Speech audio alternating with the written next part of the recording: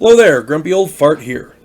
It had been a while since I've done an alien activity video of this magnitude, so I wanted to make sure and get the research correct, and I found a number of really good videos for that.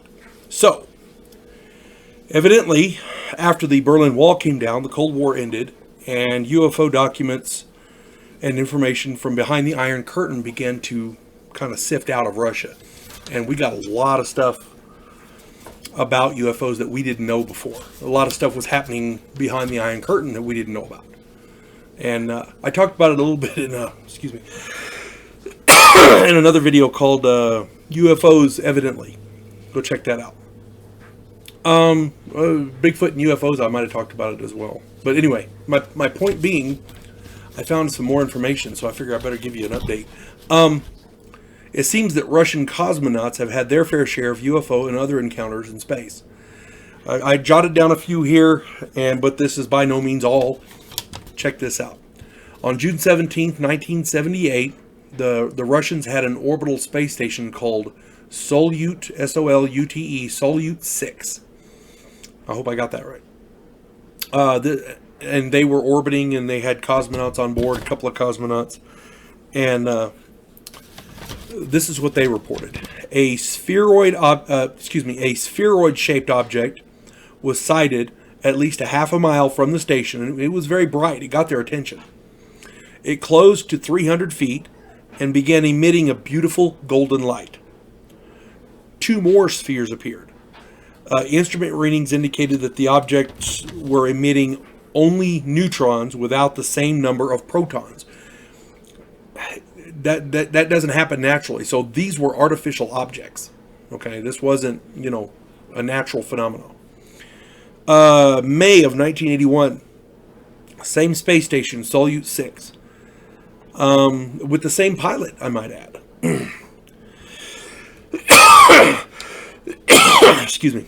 An alien spaceship flew in tandem with Solute 6 for 2 days. As it orbited, the vessel stayed with them.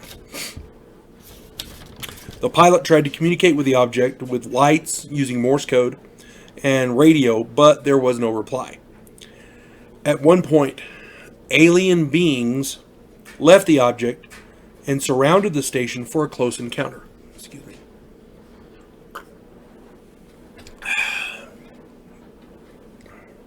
Little drink of coffee there. Got to have good coffee. These beings closely resembled, these alien beings that surrounded the station, closely resembled figurines and statues unearthed from ancient Sumeria and wore bright helmets. They had large blue emotionless eyes and thick, long eyebrows. That sounds a lot like what we saw coming out of the there was a video I saw on YouTube, and I can't remember what it was called, but they found what they appeared to be a female on a spaceship on the moon. Operation something or other. What was it? I can't remember what it was called. But anyway, my contention is that sounds a lot like this. Now, excuse me. Furthermore, July 7th, 1984, the Solute 7 station, the next station that they sent up, cosmonauts witnessed an orange. This is the biggest one of the bunch, so I saved it for last. Not only was it chronologically last, but it's the one that you received the most feedback from the ground stations. This is on July 7th, 1984, Solute 7. Three cosmonauts witnessed an orange mist engulf and then permeate the station. The bright light momentarily blinded the three cosmonauts. When their vision returned, they looked out the porthole and saw a group of 7 80 feet tall celestial beings. Each of them had a 700-foot wingspan. These things were huge. These beings were huge. They were humanoids with a halo-like glow around their heads. One of the cosmonauts coined the phrase "space angels." So, These angels kept pace with Solute 7 for 10 minutes and then disappeared. 2 weeks later, same station, 3 other cosmonauts joined the first 3, and the 6 cosmonauts witnessed similar events. They had the warm orange light with mist, celestial angelic beings the size of airliners, and these beings were smiling. They weren't hostile. The cosmonauts had feelings of peace and calm. So whatever these beings were, they were not hostile. They were not malevolent. They were, I don't know about the benevolent, but they weren't malevolent. I got one more thing I want to talk about here. And keep in mind, because you had 3 witness it and then 3 more joined and they all witnessed it, that shoots down the whole shared hallucination thing. Okay? Now, I got one more that I want to talk about. Excuse me. In March of 1993, on the Mir space station, a cosmonaut filmed a glittering cigar-shaped UFO hovering around the station for 2 minutes. This was during some kind of a docking procedure that they were doing. And that film, if you've not seen it, is spectacular. It is brilliant. It's almost like the craft was posing for the camera. I mean, you get really good shots of it.